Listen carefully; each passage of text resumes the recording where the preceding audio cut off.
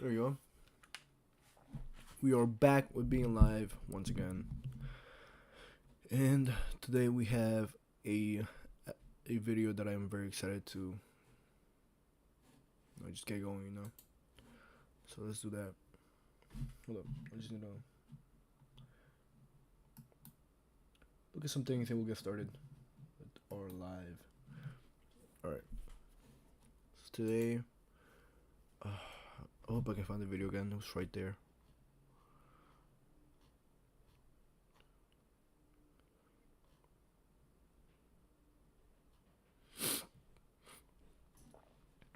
It was Saga the Youngin. Perfect. So this is the new video. Sand will be your best friend in Siege. You can hear so many things from your opponents, and they can hear the same thing from you. Hearing, All right. So let's get started. What's it? What effect? So we're gonna be watching Confessions of a Fast Food Employee by Saga the Youngin. Let's go to it. No, I'll repeat that shit. Today we'll be watching Confessions of a Fast Food Employee by Saga the Youngin. Alright, let's get it. Just put these back. Yeah, that looks good. Alright. Oh, I'm so dumb. Today we'll be watching Confessions of a Fast Food Employee by Saga the Youngin. Let's go.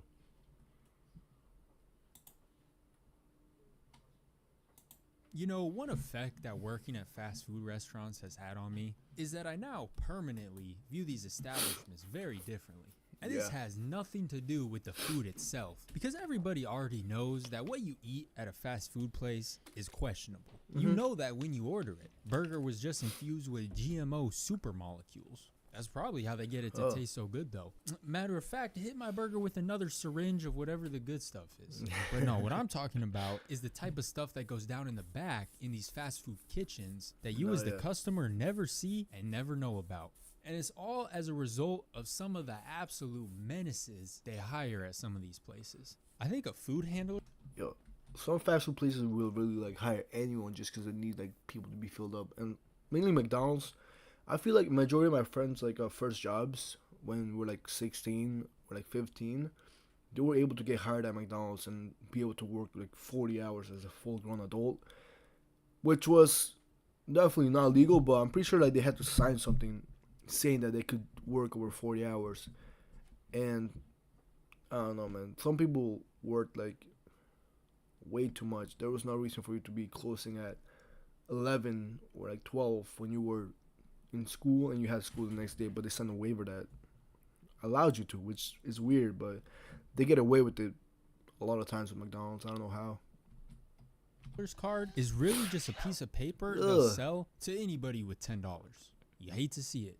Let me give you just one example off the top of my head, which this is an all-time fast food classic. In fact, you've probably been a victim of something like this yourself without even knowing it. So back in the kitchen, we had these big plastic waste buckets that we would use to throw old food in after it sat out too long. And we had two of them, one for the chicken and one for the fries. And these buckets would fill up with waste as the day went on. And the reason we were always wasting so much food was because it could be difficult to perfectly calculate the exact amount of food to cook, and sometimes you would just end up overcooking. And then the biggest amounts of waste would happen when we were in the middle of a rush, you know, customers pouring in. So we're cooking basket after basket to keep up with all the customers, right? But then sometimes these rushes would just suddenly end. Get Thanos snapped out of nowhere, it would seem.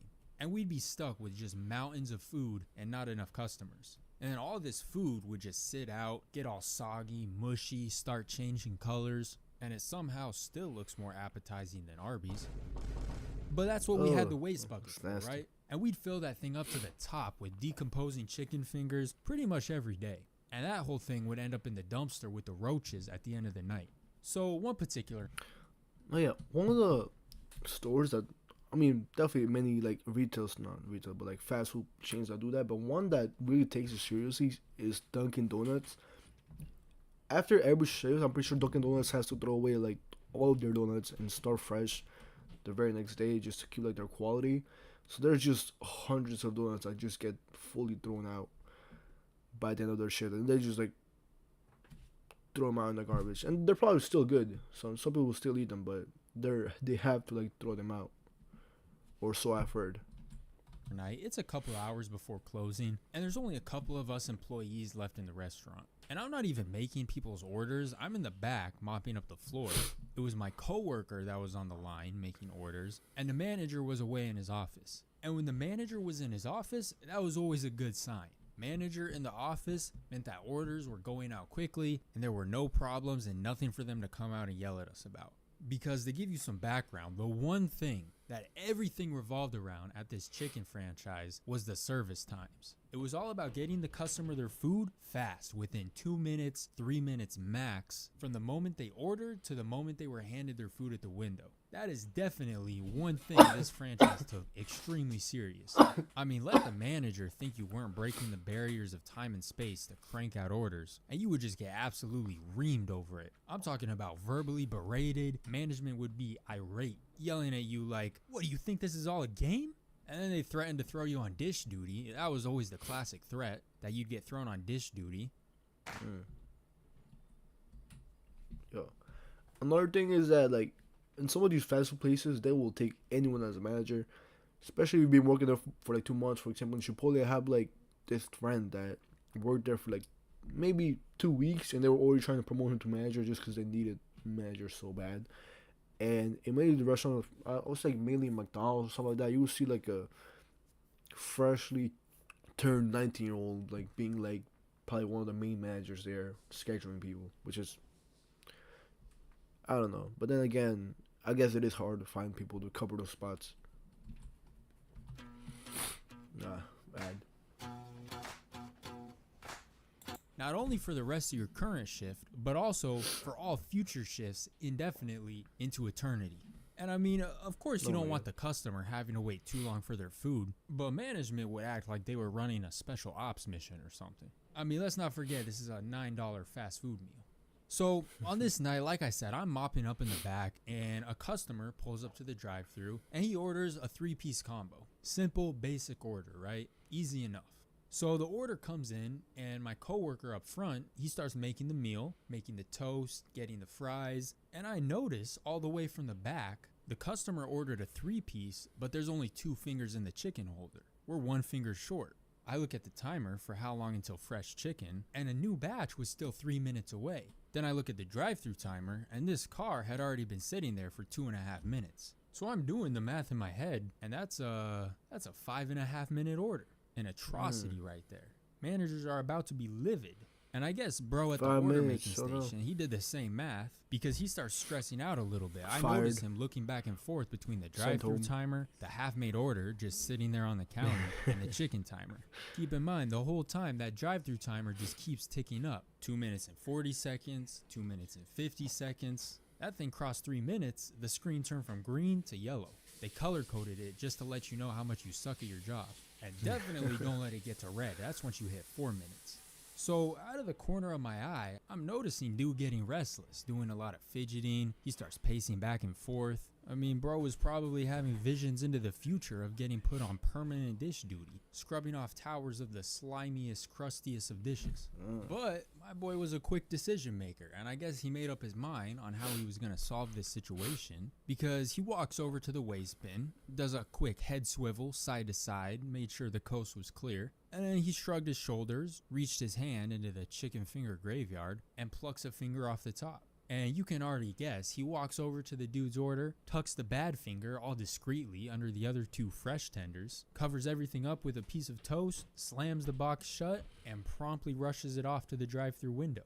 At which point, it was then bagged up and handed to the customer. He really thought he was slick. And to be honest, he might have been, because the customer drove off, and boom, 3 minutes and 18 second service time. Killed that's it. Solid time right there. See, these were the types of problems he was paid to solve. Mission accomplished. And in that moment, we done turned into a chum bucket franchise. Oh my god. And I know that might seem kind of like an extreme thing to do, but look, this is really a no-lose situation if you think about it. Because the employee avoids getting yelled at by the manager, The manager doesn't have to explain high times to his boss, so he secured his bonus. And that's one less piece of food that has to be tragically wasted. That's W's all around. I mean, honestly, oh, and it probably wasn't laying there for that long either. It's probably waiting there for maybe an hour or so. I don't know, hopefully, but fuck it. Customer, he'll probably dip that finger Still in some somewhat sauce fresh. or something anyways. I bet he won't even notice. Yeah, he'll probably have some diarrhea or something the next day, but he'll just chalk it up to the whole meal in general. Matter of fact, he'll probably be back next week for more. Repeat customer. But yeah, people were always going to the craziest of lengths to keep the service times low. And it wasn't always grabbing food from the waste bucket. I mean, sometimes it would be the opposite. I would see people undercook the food so it could be ready faster. They would be ripping open half-cooked pieces of chicken like, I mean, it's not that pink, right? What do you think? You think it's good? And then someone else would be like, yeah, Chicken raw close enough. food. Serve that batch up. I mean, isn't the point of rushing the food out as fast as possible to give the customer the best experience possible? Except, ironically, it would often just end up with them getting a horrible experience. So, task failed successfully. It's what you I pay guess. for. I mean, It's nowadays, when I fast eat food. fast food, I almost feel better when the food takes a few minutes longer than normal to make, because then I don't have to sit there wondering what type of shenanigans went down that made it. Right. I literally went out to eat like to Taco Bell yesterday, just because I didn't know what to cook. I didn't want to cook anything really, so I just went to Taco Bell, and they said that they needed, for the specific order that I chose, they needed to like cook it, and if I could wait like a few minutes, if I could just sit on the side, just park on the side, and they'll bring it to me once the food is ready, and I was okay with that because that means that it was freshly made. But the thing is that after it was like freshly made, once I saw the bag, it was like boiling hot, and it was still good. I just had to like wait a few minutes for it to like cool down. But yeah, maybe it was in the rush. I don't know. Maybe they gave it to me raw, but it was still good. Possible for my food to be ready in 2.453 seconds. See, at first you think of it as a plus when your order gets called quick, but now that I think about it more, I better not hear my order called while I'm still filling up my drink, while I'm at the napkin station. No, this gotta be at least after I've already been sitting down in my seat for a little bit. I remember on another occasion that somebody got done dirty, and I would actually prefer the musty chicken finger compared to this. And this time involved their drink, specifically their sweet tea. Now, I usually worked in the kitchen, so I was in the back when this happened, but I heard about the story later that night, and this one was bad. I can't even laugh about this one. Because we had these drink dispensers that we would serve the iced tea from, right? We had like a dozen of them spread all over the restaurant. Some were in the lobby, some were behind the counter, a few at the drive-thru. And we had to clean each one of these containers every single night. Take them all apart, clean all the little pieces, and then put them all back together. It was kind of a headache. So sometimes, to make it easier, instead of cleaning them all after we closed, we would give whoever was on dish duty a head start and take them down maybe an hour or so before we closed. So we would combine what was left in every tea holder from the entire restaurant into a single 5-gallon bucket and serve tea out of that bucket for the rest of the night. So the upside was you gotta start on the dishes early, but the downside with the bucket is it was kind of a hassle to use because you had to basically scoop the tea with a separate cup down into the bucket and then pour that cup into the other cup as opposed to just pouring it straight from the dispenser. So I mean, honestly, if it was the same one, like it was all the same like flavor twist, like twisted tea. If it was all the same flavored iced tea, then I guess it's alright. A lot of restaurants do that, but if it's like all different flavors, then you just like completely fucking. You're gonna give her some radioactive drink. So on this night, like usual, they had taken down early all of the many tea dispensers and piled them all up at the dish station for whatever lucky individual was on dish to start working on. But I guess the girl that was on drive-thru was getting a lot more iced tea orders than was normal for this late at night, and she got tired of having to scoop cup after cup out of the bucket. So she walked back to the dish station, grabbed one of the tea dispensers from the dish pile, walked it back to the drive-thru, and dumped the 5-gallon bucket back into the dispenser. And the dish guy, he could just clean that one final tea dispenser at the very end of the night, no problem, right? So like 10 minutes passes by. She's working the drive-thru like normal. She serves a few customers their tea. At which point, the dish guy, Michael, leaves his dish station and walks over to the drive-thru. And he's looking at the tea kind of in a confused way. And he's like, wait a minute. That tea dispenser right there. Where did you get that from? And she says, No. A man who works hard sweats hard. Old Spice rider fights sweat, so coach thought I was oh, I got it from your dish rack. I had brought them all over to you maybe 10 minutes ago, but we got kind of busy, so I just took this one back. And Michael's like, Sarah, please tell me you haven't been serving tea to people out of that tea dispenser. And she's like, yeah, like I just said. I got annoyed having to scoop tea by hand, so I've just been using this for the last 10 minutes. And Michael just starts looking horrified. He looks like he ate one of them rotten chicken fingers. And the reason being, I guess what had happened was when she had originally brought those tea dispensers over to him, he had took it upon himself to spray down the insides of those containers with bleach. Just doused all of them in nothing but raw chlorine. Holy shit.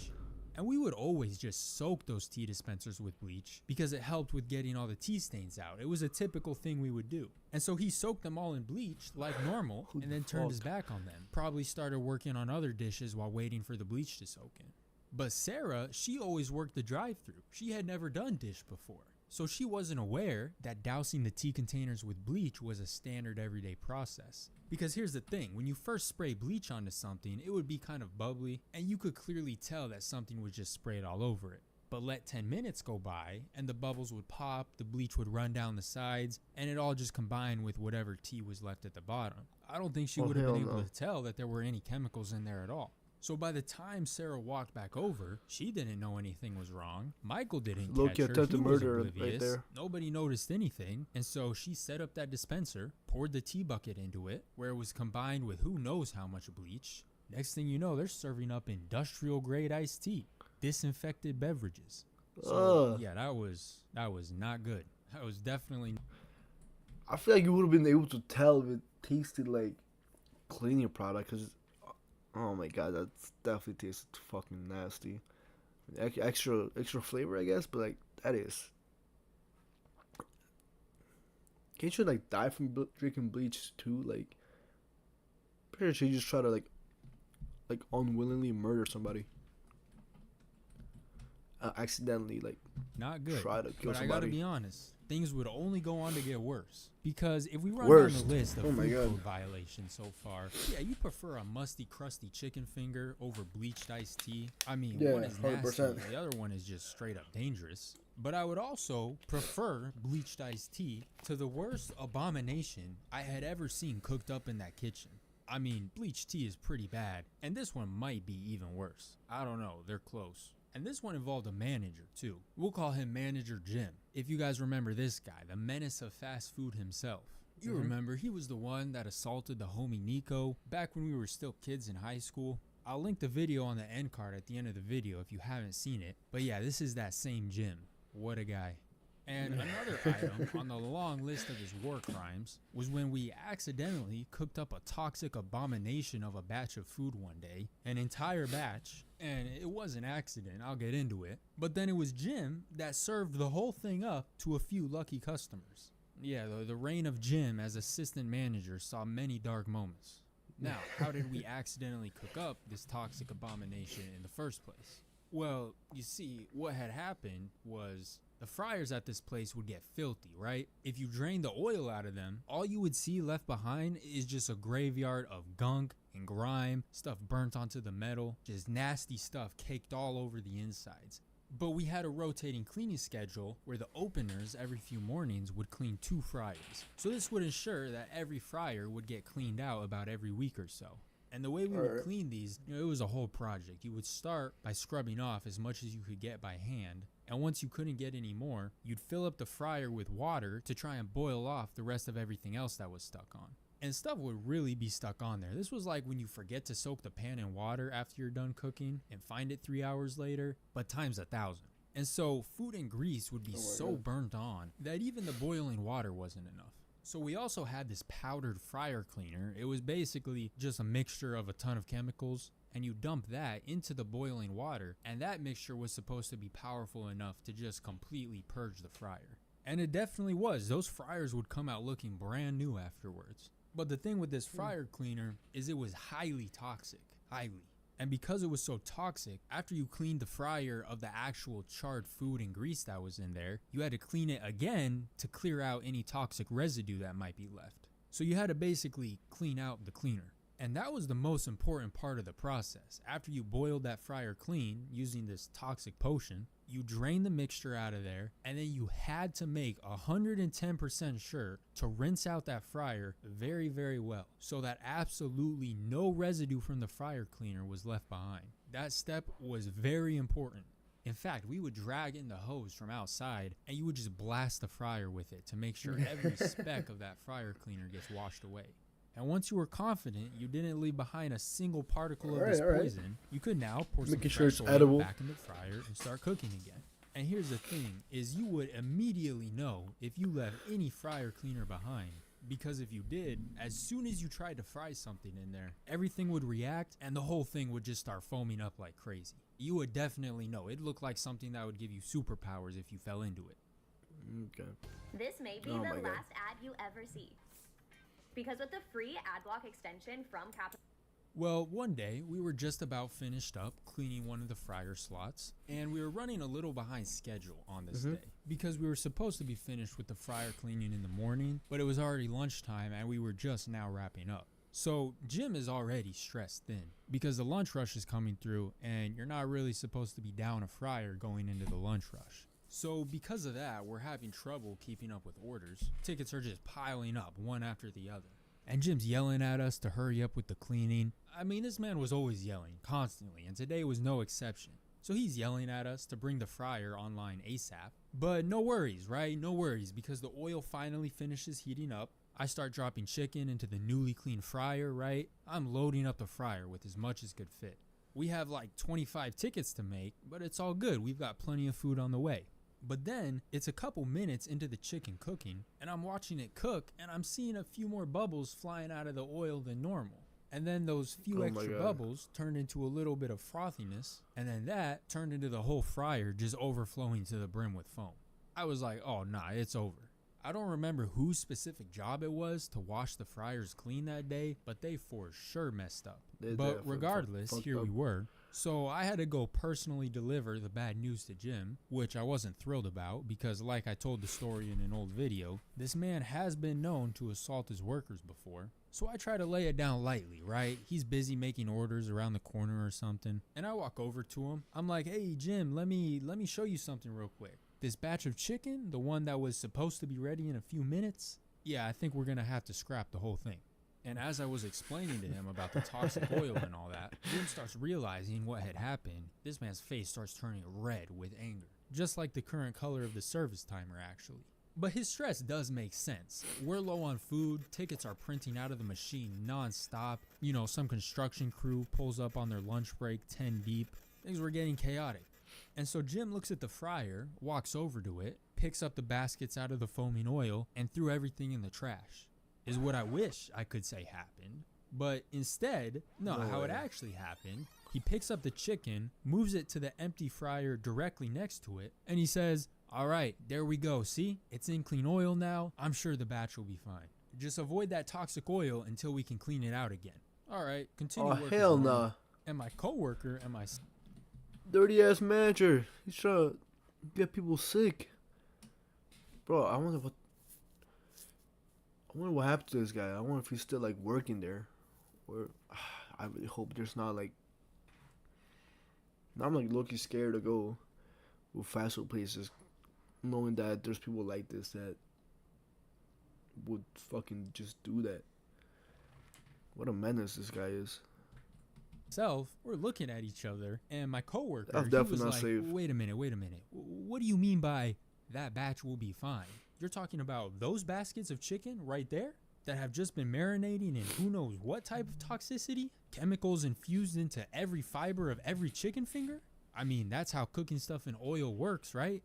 That's crazy. This was too far even for rotten chicken finger guy. Even he's looking around like he can't believe this chicken is anywhere but the dumpster right now.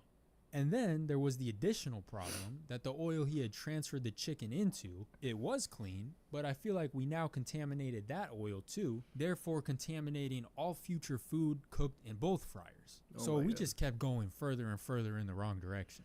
But Jim, he's like, no, we don't have time for any of this, all right? Look right there. That timer is going off. That means the food is ready. Pull that food out. And what Jim says goes, so he saw to it that the chicken finished cooking and then personally served up the entire batch. And I'm talking about the entire batch, bro, not one finger left over. He starts moving in fast motion, making mad platters of this toxic chicken and throwing them up on the completed orders area.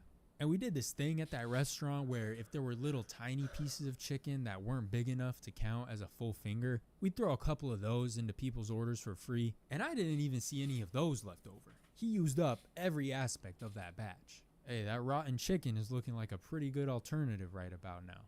I mean, good thing no customer had to be inconvenienced with an additional 5-minute wait, right? Anything but that. Yeah, those customers ate that chicken and got x-ray vision afterwards. So look, guys, come through. You know, we got chemical infused chicken. You could wash it down with some bleached iced tea. Fries could have been taken from the rotten pile. And it will only take 2 minutes and 30 seconds for us to get all of that to you. I know, it's pretty impressive. And by the way, feel free to leave a tip at the end of your order. It's just going to ask you one question real quick. 50. Yo, tipping culture is actually insane. 50, 100, and 400%. And honestly, I work in a place where I'm like based on tips. So I love a good tip, but it's also like, it's kind of crazy how much people like to actually do tip, especially on big tabs. If your tab is like, say you do go to a party, people will like leave you a massive tip or no tip. There's not really in between. It's really a really good tip that they got money, or no tip just because they have absolutely no fucking money. But here in America, at least a lot of people do like what is it, gratuity? Auto gratuity. It's like they take the tip out of your bill if you have like over 8 people or something like that, just automatically. But yeah, so I guess that works out. But if you do, but the thing is that you do not really see tipping in any other country besides America. Not that I know of, at least. I think it's just like mainly an American thing that you leave a tip. But I think it becomes so normal that if you go out to like a restaurant and your bill comes out to like 50, you're really gonna have to pay like 70 just to leave a tip, like 60 just to add that additional tip. But yeah, I like that video. Shout out to Saga the Youngin. I really like your videos. I've been watching your videos for as long as I can remember. I think back in like, I don't know. Oh, this is a brand new episode too. That's amazing. But yeah, man, I've been watching your videos since I was like 16 maybe. I like your videos, man. Shout out to you.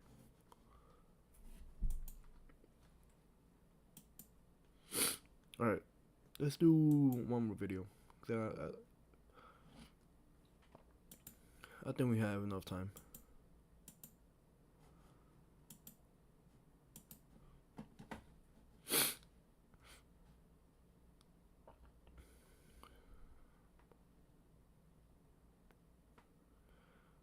Alright, let's see what we can watch.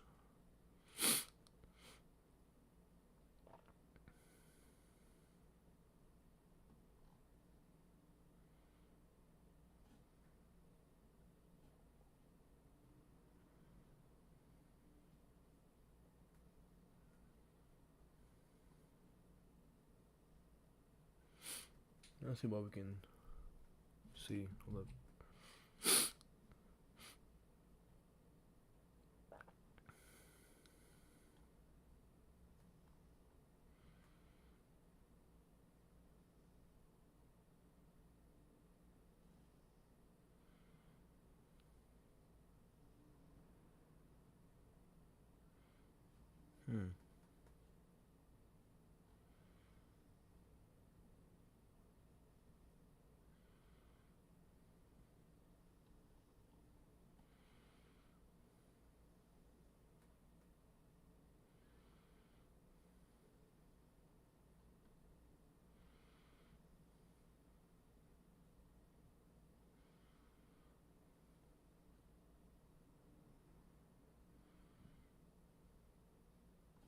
I like this one.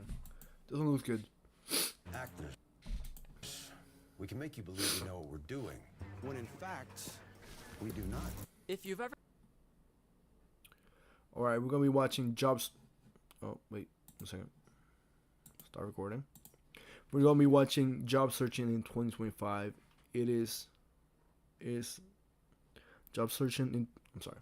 We're gonna be watching job searching in 25 is its own apocalypse. Oh my God, apocalypse. Why can't I say it? So we're gonna be watching job searching in 2025 is its own apocalypse by Tantris Humble. She started. ever wonder what it feels like to beg a vending machine for employment, you're not alone. Welcome to Career Corps. Please choose your flavor of economic despair. Okay, what do we have? Make a job? My job. Burnout blend? Entry-level trauma? Internship unpaid forever? What? Yo, I find it crazy that people will like work for months as an internship. It is just pretty much saying that you're a slave for a few months, especially in corporate America. Like a summer internship is like the perfect way for a company to get somebody to do the work that you don't want to do for free. It is absolutely insane because they will like say that it is an internship, but in reality it's not really an internship. It's just pretty much, I guess in a way it is an internship because they're like trying you out and they're like, I guess you're getting some type of experience, but the reality of it is you're just doing pretty much free work for like 40 hours a week with little to no pay. Some are paid, but majority of them are not paid at all.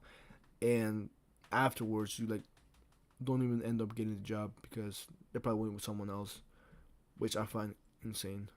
Because I will not want to spend time on an internship knowing that I'm not getting any pay at all. Whatever. Okay, burnout blend. Item jam. Please upload resume. Oh my Free God. recommendation. You know, there are certain grim realities in life that are universally fuck? acknowledged. 1. Printer ink is a scam. 2. No one's ever actually met anyone who enjoys networking. And 3. Job hunting in 2025 is less of a process and more of a ritualistic humiliation ceremony, conducted in front of a cold, unblinking algorithm that wouldn't recognize your name if it were tattooed to your forehead in Comic Sans. Hi, I'm here to turn in my application. Where? Like, here? No, not here. Try the portal. Aw, man, what? Please upload your resume in docx format. Include 3 letters of recommendation, a 90-second video God, essay, I your know. MBTI type, I know. And in order to proceed, click all the squares with tulips.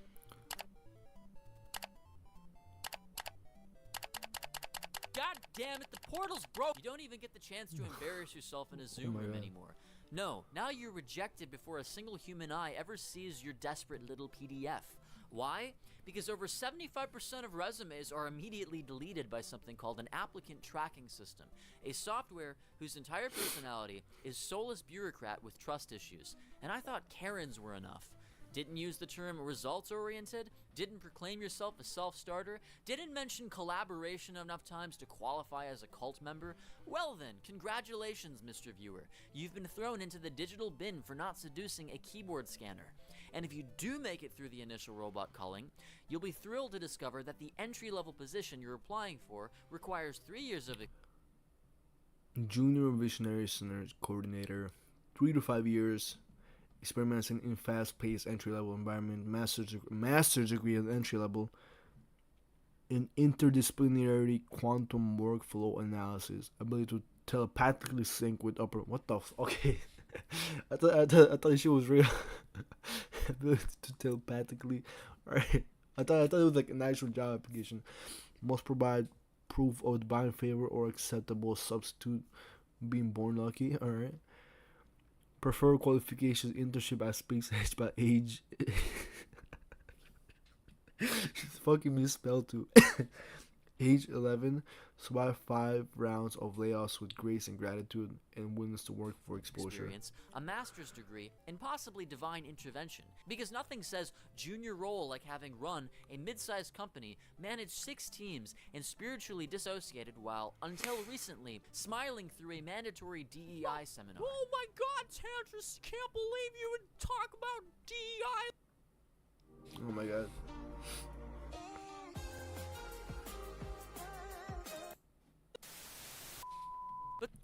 It's also insane how like your resume can really get thrown out the garbage after you put like hard work into it because of a machine that just didn't want to look at it.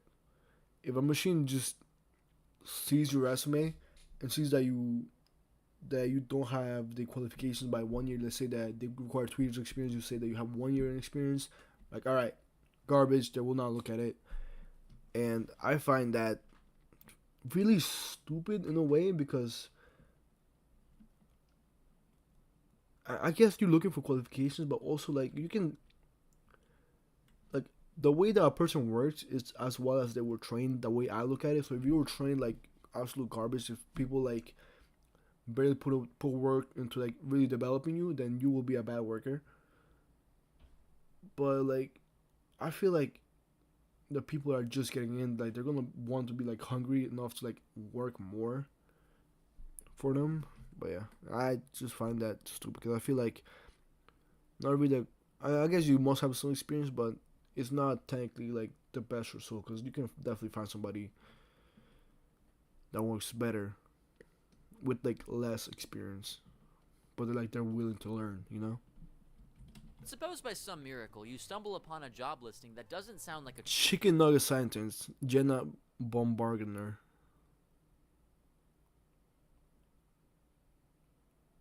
I mean, trap. Well, remove some letters in that name, you get burger. So. Well, guess what?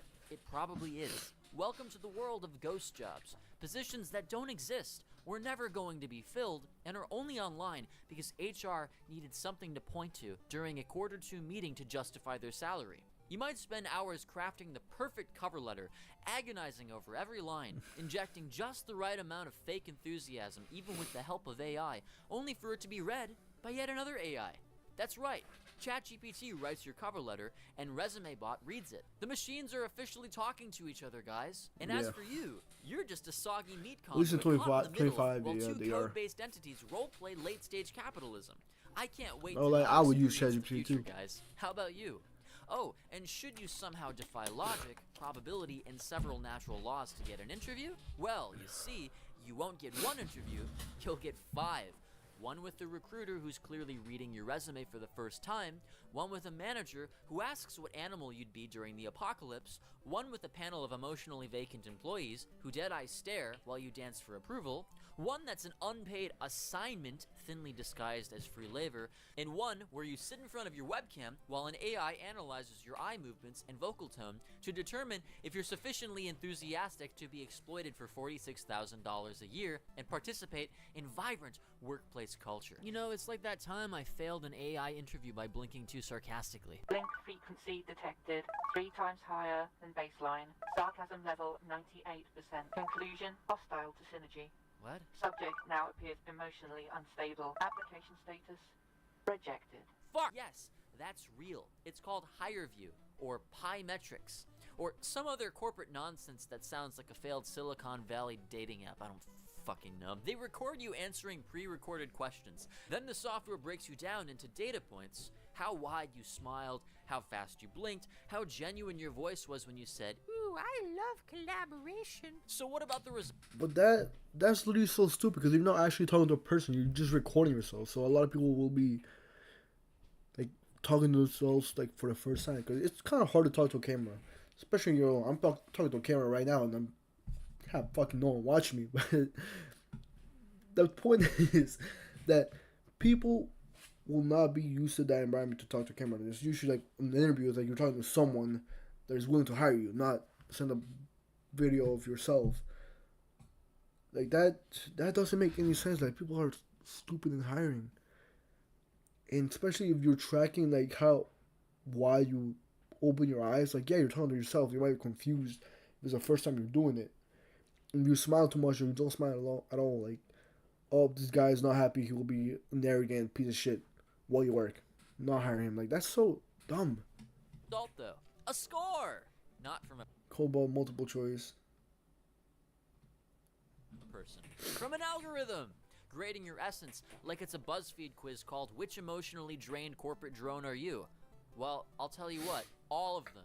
And if by fucking some godforsaken fluke you still get the job, well, strap in. The salary range they posted was 40 to 120,000, depending on your quote experience end quote, which is corporate speak for we'll offer you $41,000 and see if you're too desperate to say no. Of course, this could have all been avoided though, if only you'd updated your LinkedIn headline to say something like empathic thought leader leveraging synergistic disruption. What does that mean? I don't know, but definitely not writer, not editor. That's far too honest and sensical. Get with the program. Oh wait, you can't. Of course, even if you manage to navigate the algorithmic minefield, charm your way past the personality tests, and survive the 47-round interview obstacle course, there's still no guarantee you'll hear anything at all, because silence is now the default rejection. No polite thanks, but no thanks. No, we'll keep your resume on file. Not even a badly formatted Gmail autoresponder. 86% of applications are ignored more than the terms and conditions during an iOS update. And that's not ghosting. That's corporate necromancy. You didn't get rejected. You were never even acknowledged. But here's the real kicker.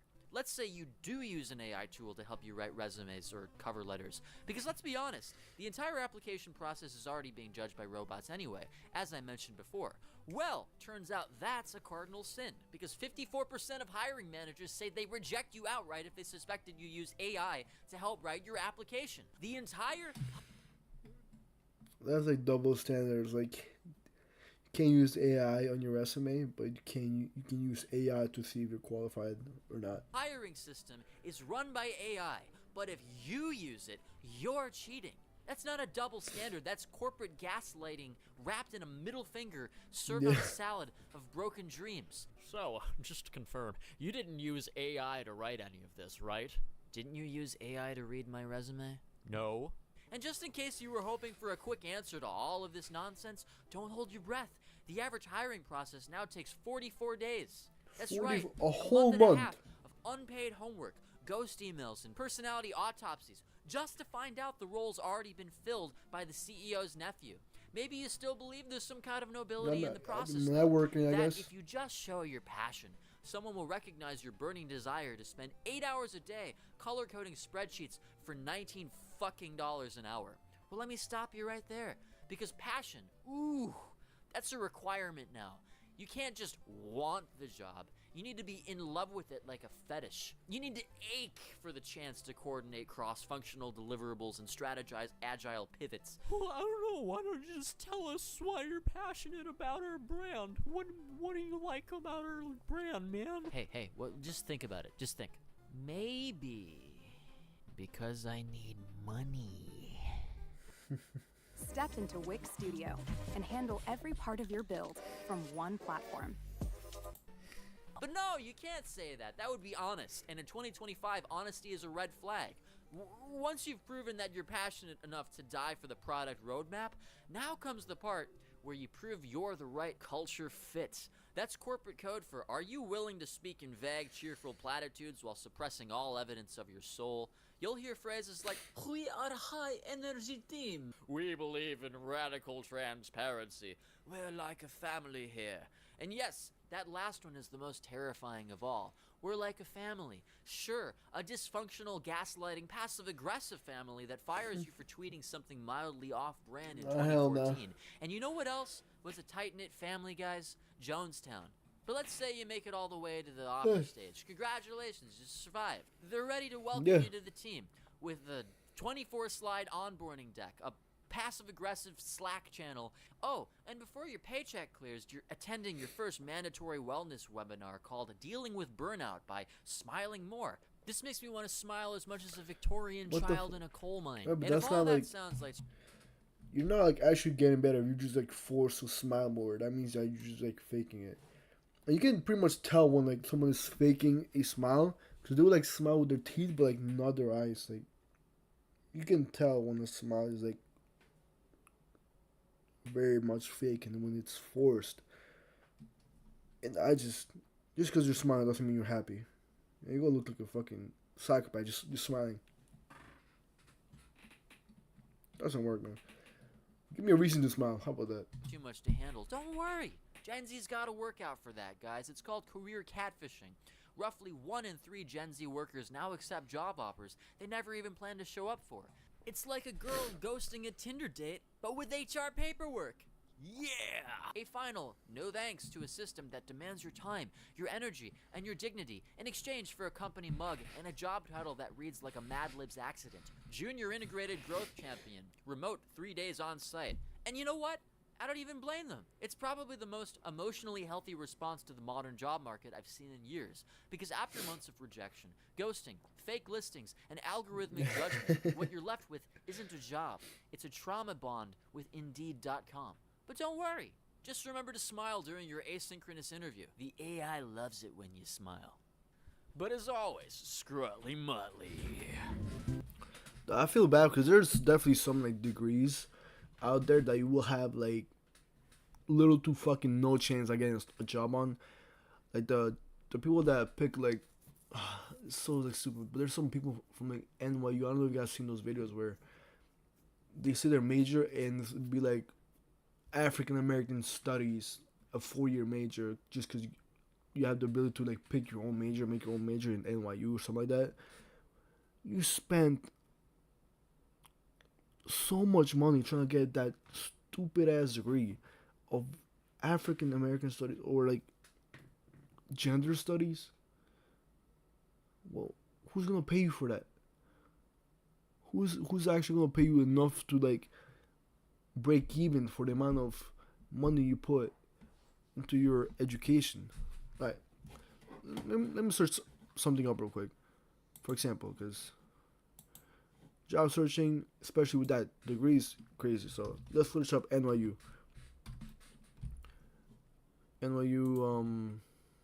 Tuition. Tuition cost. Alright, so we searched up NYU tuition cost. This is how much it costs to go for what? Per semester. For undergraduate students at NYU, the per semester tuition fees range from $39K to $41K according to NYU. And you're gonna go for gender studies? No. And you're going to go for gender studies? We're going for an English degree? Unless you're going for a lawyer or some shit like that, then perfect.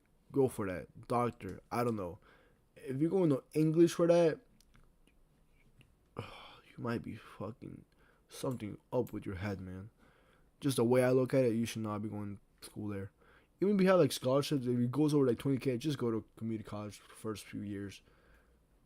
Even just that will help you like financially. The future you will be so happy with you because you saved that much money that you don't have to worry about. If you think about it, you will have to work for months, years, over a decade for you to like pay that back. But yeah, going back to the video, shout out to this guy, Tantris Humble. I like your video, and also I really like your animation. Shout out to you.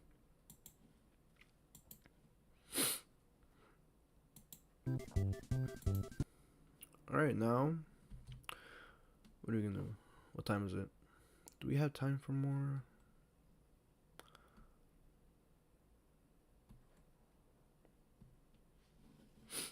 I don't know.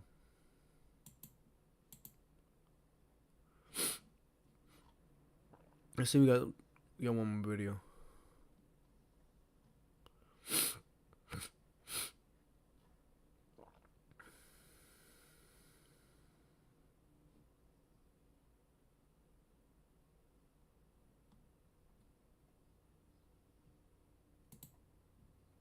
Same old phone? Nah. Upgrade to the new We'll Galaxy see Z Fold 7. This is a good video that you can watch. Hi, I'm Pedro Pascal. It all begins here, the brand new chapter of Marvel's first family. It's a fantastic... Looks like Dead is knocking first. F this student.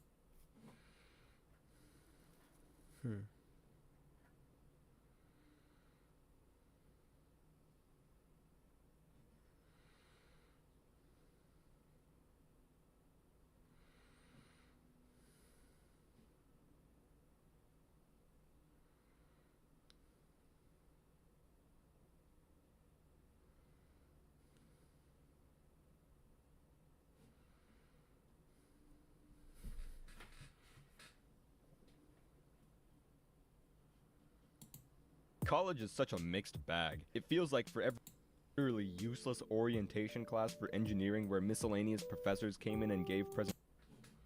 No, I don't like that video.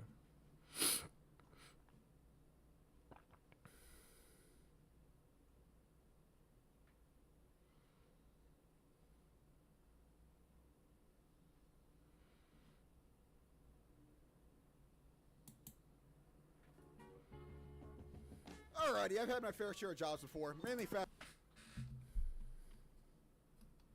Alright, okay. Find a new video. Let's get started. 1 second.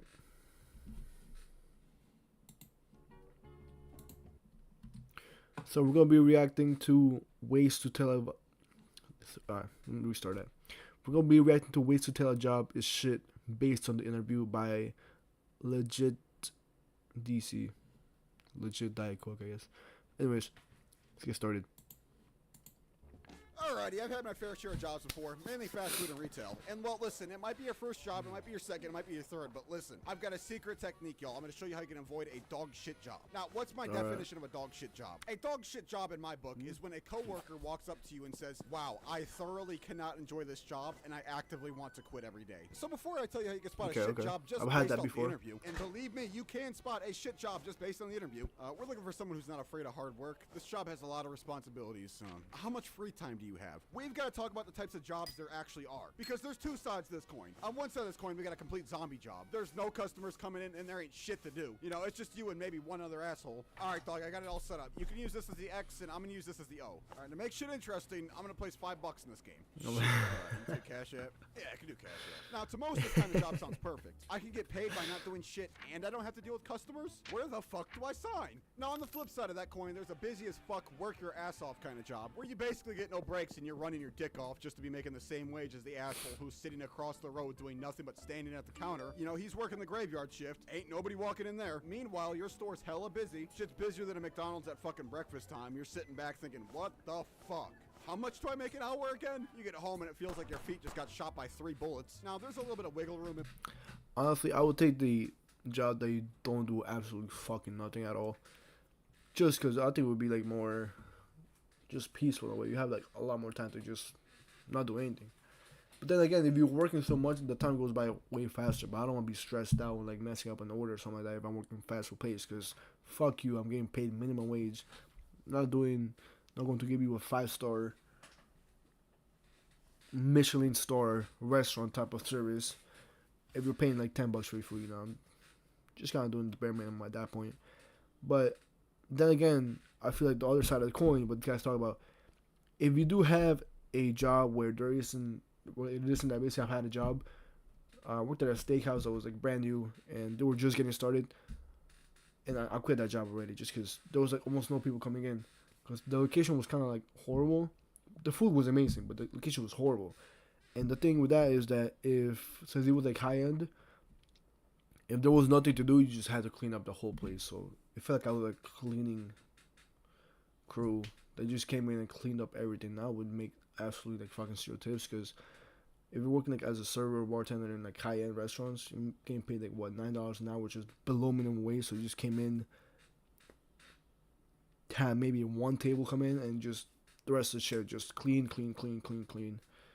Wipe the windows, do this, do that, wipe this, and honestly, fuck that. I was not trying to be a cleaning crew, especially if they just paid me like $9 an hour. So, yeah, I'll pass on that. Between that, but if you're talking, Talking about fast food, there really isn't. That's the basis. You're either working a dead job or a busy job. Retail's a little different. You can kind of fuck off in the back and do your own thing. But we're not talking about which job is the worst job here. We are here to find out how a job is shit just based on the interview. And you know, I don't know about y'all, but there's been times where I walk into restaurants just to see grease and slop on the floor. You know, people running over it, slipping and falling, getting injured. Now, if I was there, I'd tell them to reach out to a legal team. For example, the one at Morgan & Morgan. I mean, just think about this for a second. You slip and fall, you ain't getting nothing besides a get up and get back to work. You're slacking on paid time. But instead of just letting it go, you could talk to someone like Morgan & Morgan, which is America's largest personal injury law firm. Yo, hey guys, I just got hurt and I need money. Give me money, please. These medical bills are crazy. And your insurance that you pay thousands a year for responds with, well, hey man, I'm sorry that happened to you. I can offer you a lollipop and a glass of milk if that makes it better. Well, no, it doesn't make it better. This still sucks. You need a legal team. Morgan & Morgan. They won't settle for lowball insurance offers. Recently, they secured remarkable settlements like $12 million in Florida, which was 34 times more than what the insurance company initially offered, and $26 million in Philadelphia. 40 times the original offer. They'll fight just as hard to win your case if you become their client. And guess what? The best part, you only pay if you win your case. So I can say with personal confidence that fast food is not one of, but probably the worst job you could choose to take. I used to work fast food, and that shit was terrible. The only thing that's good about it is the fact that you get hella discounts on their food, but if you actually want to work there, you're going to be eating the same shit for like years on end. So is it really worth it? No. So listen, there's a lot of jobs out there, but for the sake of this video, let's just say... The Taco Bell around my area is packed 24/7. No matter what time I go, there's always a line that you have to wait a long time for you to get your food. And that always like drives me away because I don't want to wait in the line. The thing is that it goes like by outside of a main highway, so you just see cars stacked, like lined up on the side of the road of like a main road that is waiting for you to get some Taco Bell. It's not the best location just because it's kind of dangerous, and also it just takes way too long because they're always so busy. And honestly, they probably make a shit ton of money. Like, they definitely have one of the best locations I've ever seen for Taco Bell. Unfortunately applied at a fast food place, and now you gotta walk in for the interview. Hello, thanks so much for choosing Taco Bell to be your next exciting career path. Pause real quick, hold up. In this situation, when you're dealing with someone like this, you know, this unbearable, insufferable person, just off the first 5 seconds of meeting them, you need to ask them these questions. Hey, like, are you the store owner or the manager? You want to ask this because if she's the manager, oh, bro, you're done for. Just get up and walk out. It's not worth it. She's going to be here hating every day, fucking up your mojo. What's the point of trying? And you might be thinking, well, legit, maybe she's just having a bad day. You know, it is pretty early in the morning. Copium, straight bullshit, dog. You're drinking that fantasy frappuccino, dog. You might think they're having a bad day. You're just thinking to yourself, there's no way someone can be this much of an unlikable person. But no, there are people that are out there that are like that. So now you're stuck with this person as your manager. You're fucked, buddy. Should have stuck with the program, ass.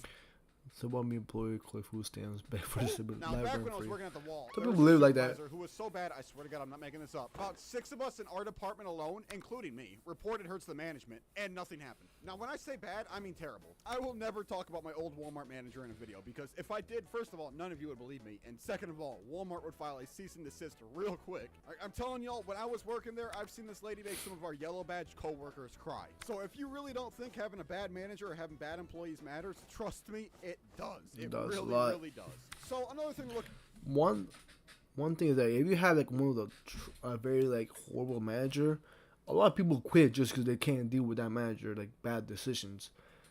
But if you have a good manager, like a lot of people will like working there.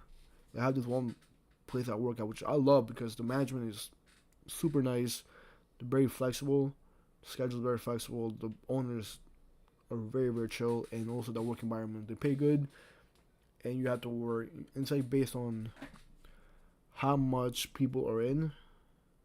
So it's like a tip base, but I love it. The place I work in is probably one of the best places I worked in, and I actually really enjoy working on where I work. But I'm gonna have to move regardless in a few months, so I'm going away for college. But I love working there. I don't miss it. Out for an interview is their managers really do matter a lot. Their clothes. I worked some places where I had to buy the whole uniform. They make you buy the whole outfit, like the shirt, the pants, the shoes, you know, the hats. The jobs that make you do that are typically shit. Not just. Another thing is that the job that I work at, I can dress however I want, which is the best part. I can dress like very like, not like not like a homeless, but you know, how to be dressing casually, but I can choose what I want to wear, and I just put on a hat that says like the brand of the place that I work at. It's because they make you spend $60 for a fucking uniform, but because the job itself doesn't actually feel like giving out $60 to hire you. That's how bad their turnover rate is. They literally don't want to waste $60 because they know you'll be gone in the next couple days. Okay, so I can probably get you clocked in Friday, and just so you know, you're gonna have to buy all the shit yourself, and that totals out to $120, paid in full now or tomorrow. Okay. Can't I just get that deducted from my first paycheck? No. Okay. Why? That's just not how it works around here.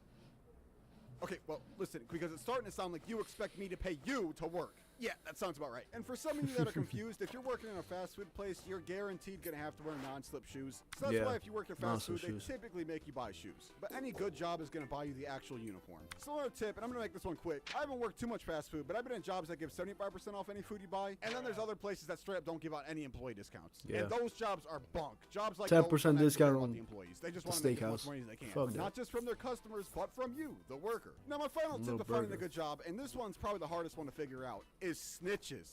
The fuck? I'm telling y'all, some people I've worked with, they just can't help themselves. Like, they want to gargle the manager's balls. Like, holy fuck, Megan, with people like you around, I don't need enemies. Like, oh, looks like legit just took his 10-minute lunch break early. Well, we can't be having that. Like, get the fuck off my dick, Megan. I'm it's not my fault I have to eat to survive. I'm sitting over there on my lunch break talking to the deli guys. I look over, Megan's writing shit down in her little notepad she's got. You think I'm joking, but I'm not joking. It's not even like I was doing anything bad either. Like, I left the broom out, that shit's getting written down and told to the supervisor. It was insane. Like, I get off my lunch break late, oh, that shit's getting written down. Like, that bitch was the most active pocket watcher I have ever seen. Like, I'm telling y'all, Megan ain't a made-up character. No, that bitch, she was out here. She was out here. She really was. She was watching every step I took, every breath I made. One day they act like your friend. 2 hours later, when the supervisor gets there, there's fucking 3 different rumors going around about you. Like, no, I'm not smoking rocks on my break, Megan. Chill out. What the fuck? So if you can avoid these 5 things, fast food, shitty management, clothes, no discounts, snitches, I'd be willing to bet you're gonna get a pretty good job. Well, on some different shit, I hope you all had a good Thanksgiving. For you non-Americans, Thanksgiving is basically where I think we shared a turkey with the Indians or some shit. I don't know. School probably taught me this shit back in 3rd grade, but they're off their fucking schizo meds if they think I'm gonna remember that shit this many years later. Anyway, so in conclusion, remember this. The triple F's. Fast food fucking sucks. Happy job hunting, y'all.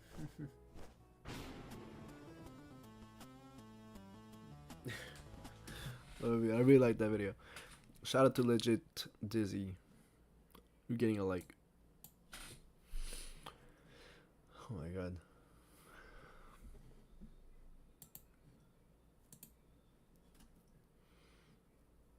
Alright, I think we have enough footage for today. I'm gonna be editing all of this footage and I'm gonna be posting it throughout the day. But yeah, I'll see you guys later.